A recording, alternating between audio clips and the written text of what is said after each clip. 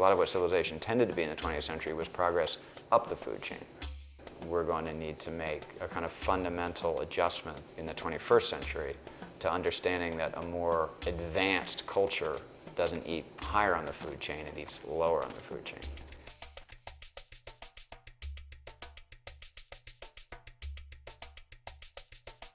It's hard to know what to eat, particularly when it comes to seafood. You don't know, is farm raised better than wild caught? You know, we come up with these great solutions, or what we think are great solutions.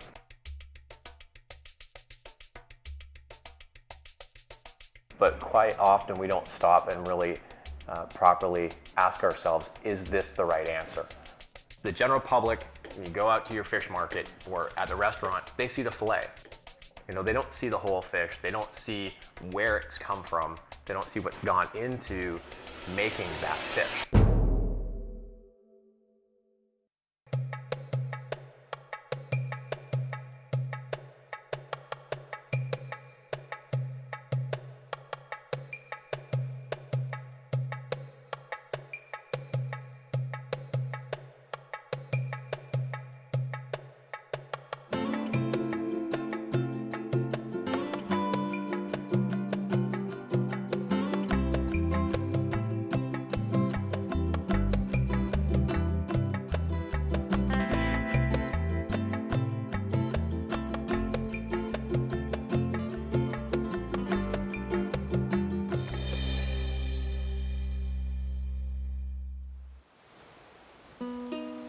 Aquaculture has only been around here for a couple of decades and has grown very rapidly over the last 20 years. And that's why Turkey is a really neat place to be right now, because there's such a range of fish farms here in this one small part of the world. We want to put together a picture of what sustainability means in Turkey now and how that could apply to the rest of the world.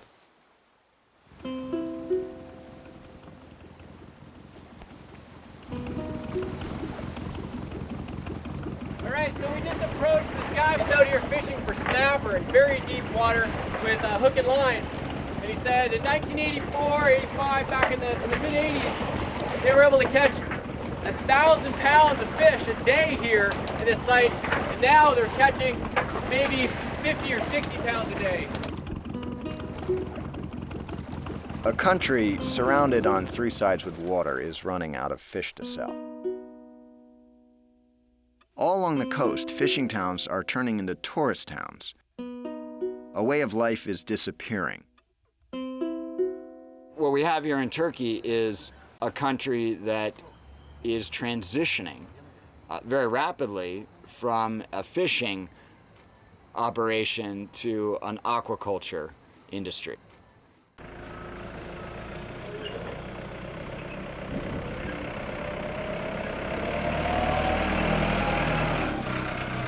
So how many people did you say worked here? 120 people. 120 people work here.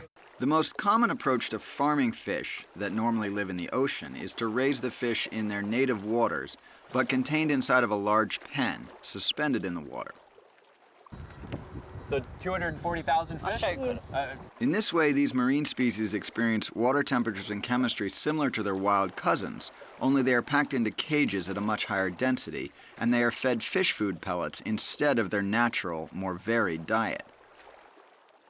As with any kind of farming, before raising a crop of fish, you need a seed of some kind. When these eggs hatch, they become fingerlings, or juvenile fish. The fingerlings are raised batch by batch in tanks indoors, where the temperature and the lighting can be carefully controlled to optimize their growth and survival.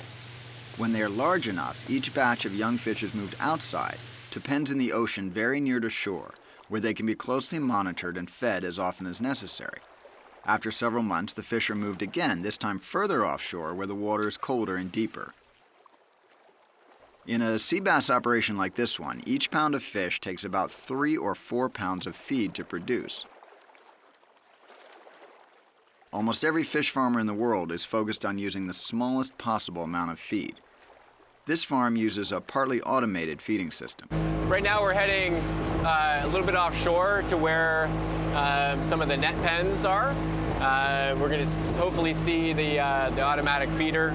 They have a large barge there that they use to feed the fish. The feeding barge is loaded with feed each week and then towed offshore to the fish pens where it is anchored. Several times a day, pumps on board the barge push the feed pellets through large floating hoses into the top of each fish pen. Operators watch the cameras and reduce or increase the amount of feed according to the appetite of the fish. A system like this one is expensive to maintain and operate, and not every fish farmer can afford one, but it does appear to reduce some of the waste. When ready, these fish will be harvested by simply pulling the net out of the sea and throwing the fish on ice, ready to be sold.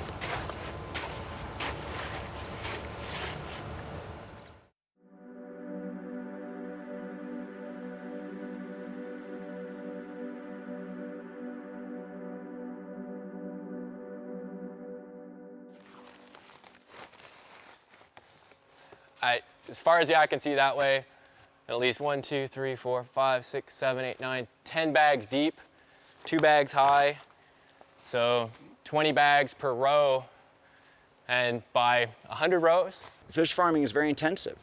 You have tens of thousands of fish in pens that are very close to each other, and all those fish are hungry all the time. They need to eat every day, which means we need to bring thousands upon thousands of pounds of fish food into these fish.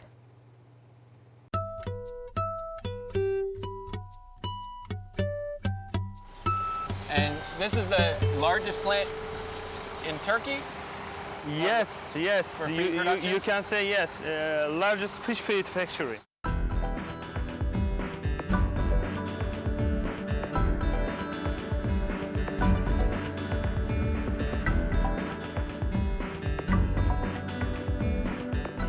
The protein in a lot of this fish feed comes from fish meal, and the fish meal, we're told, comes from South America. So in order to feed the fish in our fish farm, we need to fish for more fish out in the ocean. If we wish to sustain aquaculture, we have to sustain the nature. If we wish to sustain nature, we need to sustain aquaculture. The solution, which is aquaculture, relies on fish for feed. There are some difficulties again. From where we can find fish meal? Fish meal is coming from sea. We have to make sure that you use innovation to make sure that the solution isn't also causing more problems. Unfortunately, we finished all the sources, all the fishes from the sea. That's the bottleneck. That's what's going to really limit us. Yes. If we can find some other protein sources like soya, but soya is not good for fish. It's not enough for fish.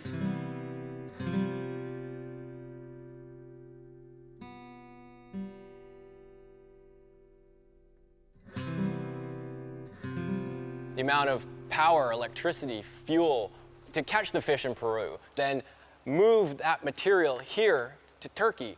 The process here to make the pellets is energy intensive, a lot of electricity, natural gas. We saw the large heaters that are used to remove the moisture, the large extrusion machine, then being sent to the coast to feed massive production of sea bass and sea bream. Not many people realize that this much matter and energy goes into producing one small fish. Some of that food gets dumped into the pen and it isn't even eaten. It sinks out to the bottom of the pen. It goes through the net. The nets, I mean the pens, okay? The pens have openings. The fish eats, let's say, 70, 80% of what goes through. But, I mean, some passes through without being eaten. So if there is not enough circulation, or the water is not deep enough, it goes and settles on the bottom. Then you have the fish excrements who go and settles on top of it. That can be the source of bacteria growth, of epidemics of some kind. You have also wildlife coming and grazing underneath the pens because it's a free meal. So it's a whole ecosystem which is being built there. Yeah. So if you start having epidemics of some kind or diseases with this bacteria, it grows out in the wild. The ocean's natural productivity is reaching some limits. We're going to need to farm fish to meet the demand for seafood, but it's important to make good choices about how we do that because there are a lot of potential pitfalls in farming fish. Tuna ranching is the process of catching fish from the wild, placing them in pens, and then fattening them up in captivity before harvesting. The process of tuna ranching allows Turkey to get more fish meat out of the wild stock than they would otherwise be allowed under current quotas.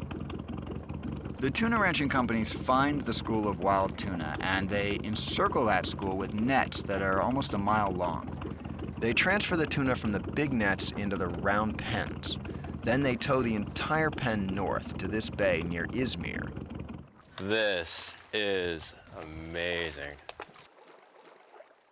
Look at the size of those fish. The fish add about 50% to their body weight during the ranching. They grow very fast because they are fed a great deal. They'll stay in these pens about 3 to 5 months and then they'll be harvested. The tuna fatten better in the colder water up here near Izmir, and they develop the fat that is so highly prized in Japan. However, the practice of tuna ranching creates other problems. Another big issue talking about spawning is that the season that the governments allow the fleets to fish the tuna. In full spawning season, when they haven't yet laid their eggs. Now, if you ask the fisherman, why do you do it like that? He says, because it's the easiest to catch, and that's sad.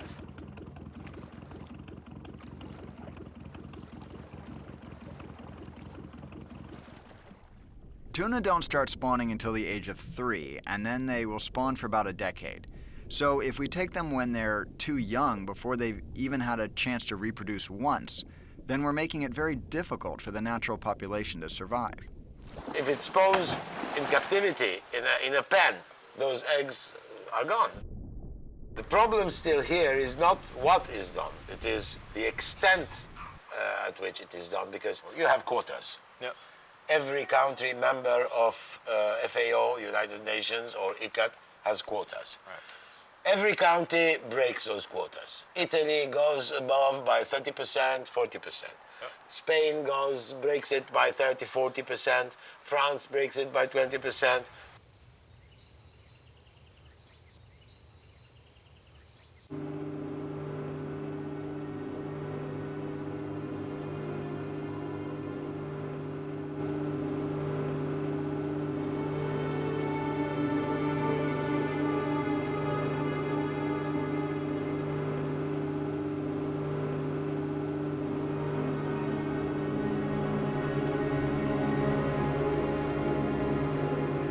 We're being told that a phone call comes in from Tokyo on this day to tell them what to harvest. It was, we need 2 large and 14 small tuna.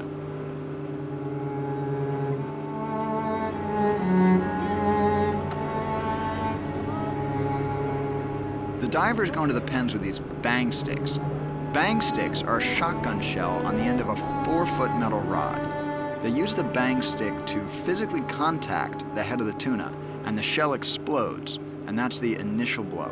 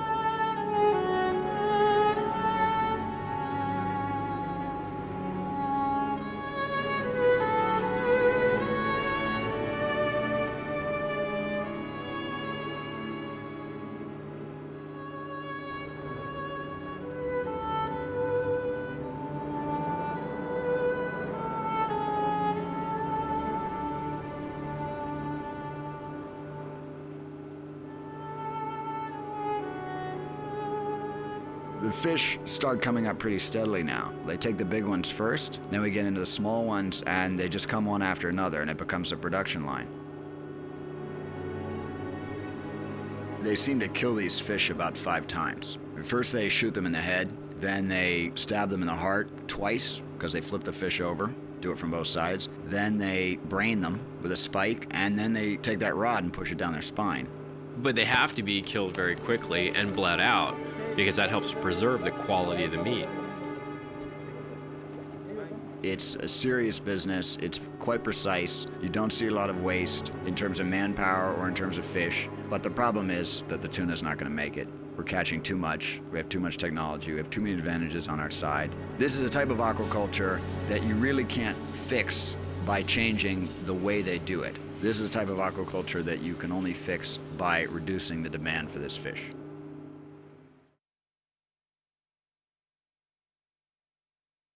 So the ideal fish farm would use a minimal amount of energy, cause a minimal amount of pollution, and involve growing fish that are as low on the food chain as possible.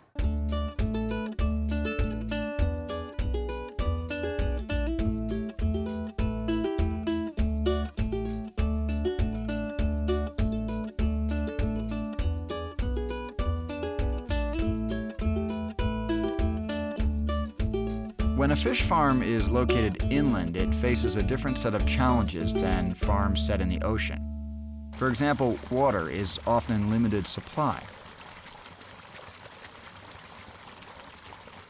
One innovative sea bass and sea bream farm that we did see, though, was operated by somebody that was growing sea bass and sea bream in offshore cages. And rather than trying to make enough money or raise enough capital to move their cages offshore, they then found a saltwater spring inland and dug some ponds and are growing sea bass and sea bream 5 or 6 miles or 10 miles from the coast.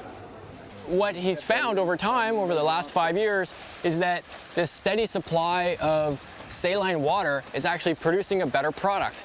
So he actually gets more money per pound from these ponds than he did from the ocean. Beautiful sea bream, natural color, pink and yellow. Rawr, rawr.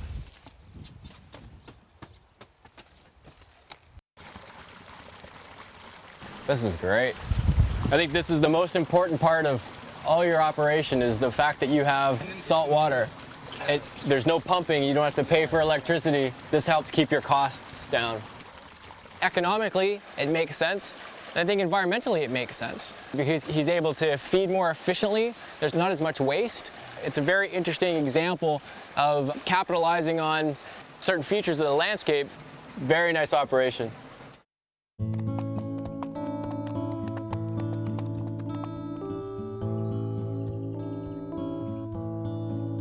Trout farming is as different from sea bass farming as growing coffee is from growing corn. Trout are a freshwater species, preferring the cold, clean water of mountain streams. This fish farm is in the heart of a nature park, many kilometers from the nearest town. No water pipes reach this valley. Instead, a natural spring gushes from the mountainside. These two together are 700 liters per second. Yeah. So that's like a little creek, a good-sized creek running down a mountain. The water is a constant temperature all year round, and the flow is steady. It's good water for trout, perhaps even great water. But there is only so much of it. These are conditions that encourage efficiency and creative design. As this water tumbles down toward the valley below, the fish farmer uses it as many times as possible. Then it drains away on its journey toward the sea. Before it gets there, this water will be used to irrigate crops in the fields, and villagers downstream may even use it for drinking. So it needs to stay clean. Once the water reaches the bottom of this slope, it is filtered in a natural pond. There are 4 stages to this farm. Every stage uses the water from the stage above it and passes water to the stage below it. Gravity does the work. At the top, where the water is most pure, it is filtered through sand, then it passes into the hatchery. So these are fertilized rainbow trout eggs. You can see the eyes starting to develop as the yolk starts to get absorbed. The water from the hatchery drains downhill into the fingerling pens.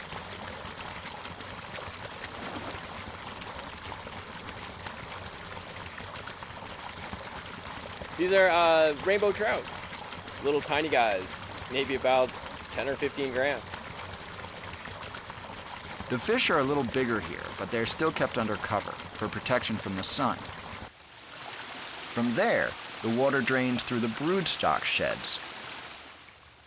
Broodstock are fish that have been selected for their size and their health to lay and fertilize eggs for the entire farm.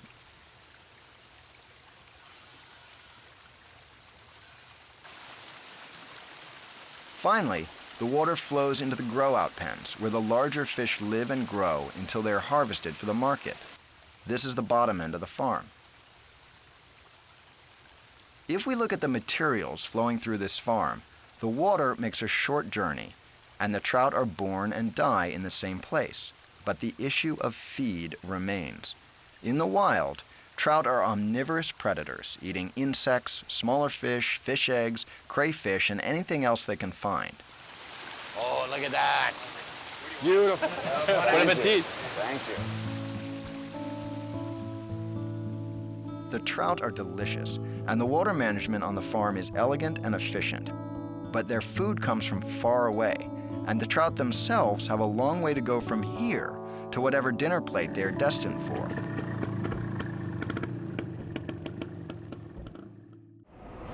$3.2 lira per liter of regular gasoline. So that's about 12 lira per gallon, which is about $8 a gallon. So it makes anything that involves fuel very expensive in this part of the world. That includes running the boats for a fish farm, running the trucks to bring the food to the fish farm, and running the trucks to bring the fish back to the market after they've been farmed. So a lot of these fish will be put on a truck and driven all the way to Europe. Carbon dioxide emissions all along the way. Global warming impact all along the way. But there are ways to minimize the expenditure of energy, and one of the best ways to do this is to reduce the distance that the fish feed must travel before it gets to the fish farm, and also reduce the distance that the fish travel between the farm and the consumer. We visited a seafood restaurant that grew their own fish right across the road. So what do you think this is, like 50 yards? Yeah, it's about 50 yards. Pretty cool. Fish farm on one side of the street, restaurant on the other.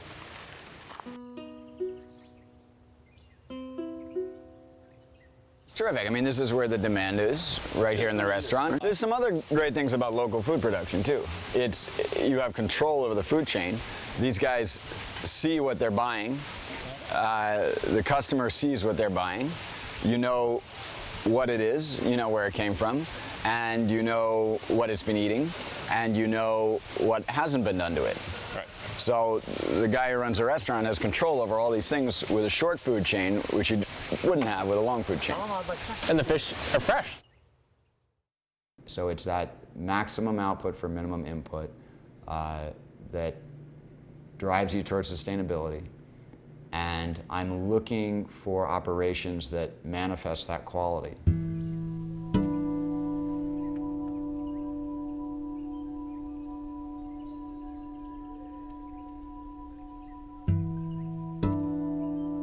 That's the spring water. And being pumped by the windmill. Yes. No power bill. Yes. Yeah.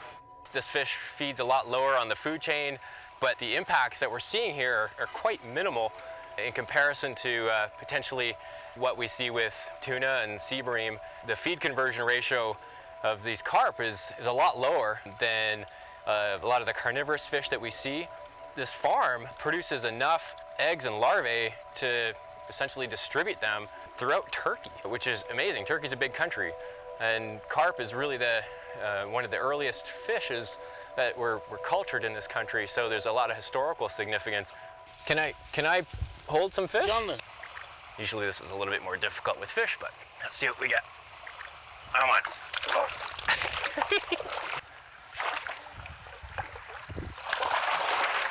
So here we have a nice specimen of a common carp. This is probably about a pound. You can tell by its morphology, it's got this big vacuum-like mouth. It's a bottom feeder, very low on the food chain. So it doesn't eat other fish, and it's very productive in terms of its growth rates. It only takes 3 kilograms of feed to create a 2 kilogram carp. They also taste really nice. They're really good tasting fish. And I think if more people understood that eating lower on the food chain is a lot less energy intensive, it's a lot better on the environment, it's a lot better for nature, I think that they would be a little bit more conscientious and not be afraid to try eating carp. I think there's a bright future for aquaculture. We're really good at engineering things and making things and devising systems that might allow us to still produce the amount of fish that we need in order to sustain humans and also not be so hard on the environment. Perhaps the most important thing to understand about fish farming is that it's inevitable. As more and more people turn to seafood as a healthy protein source, and fish in the ocean become harder and harder to find, aquaculture has stepped in to fill the gap. Fish are being farmed all over the place, from the deep ocean to the mountaintops and everywhere in between. What we learned in Turkey was that farming fish is no longer a question of if, it's a question of how. And it's not a question of should I buy farmed fish, but which of these farmed fish should I buy? The least sustainable aquaculture system that we saw was also the newest system. An endangered species, a disruptive fishing method, and an unsustainable feeding rate. The most sustainable farm that we saw was also the oldest system. An abundant species, an ancient technique, and an efficient source of fish meat. How do we explain these differences? Perhaps the greater ecological harmony that we observed at the inland fish farms has something to do with the long history of growing fish this way. The methods that have survived for so many centuries are almost sustainable by definition. By contrast, farming fish in the sea is still a much younger and cruder art, and we have many challenges still to overcome.